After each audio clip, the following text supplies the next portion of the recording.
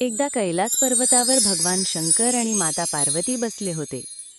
त्यांच्या दोन्ही पुत्रांमध्ये गणेश व कार्तिकेय कोण श्रेष्ठ आहे यावर वाद सुरू झाला. तेव्हा शिवपार्वती म्हणाले, जो सर्वप्रथम संपूर्ण पृथ्वीची प्रदक्षिणा करून परत येईल त्यालाच श्रेष्ठ मानले जाईल. हे ऐकताच कार्तिकेय आपल्या भव्य मोरावर बसले आणि वेगाने आकाशात झेपावले. ते संपूर्ण पृथ्वीची प्रदक्षिणा करू लागले. गणपती बाप्पा शांतपणे विचार करू लागले. त्यांना माहीत होतं की त्यांच्या उंदरावर बसून पृथ्वीची प्रदक्षिणा करणं खूप कठीण आहे. मग गणेश बाप्पाने बुद्धीचा उपयोग केला. ते उठले आणि आपल्या आईवडिलांची म्हणजे शिव आणि पार्वतीची प्रदक्षिणा केली. तेव्हा गणेश म्हणाले, आईवडील हेच माझ्यासाठी संपूर्ण विश्व आहेत.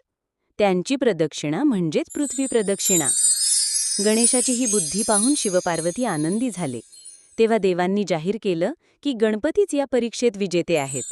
लवकरच कार्तिकेय पृथ्वीची प्रदक्षिणा करून परत आले, पण तोपर्यंत गणेश बाप्पा सर्वांच्या दृष्टीने श्रेष्ठ ठरले होते.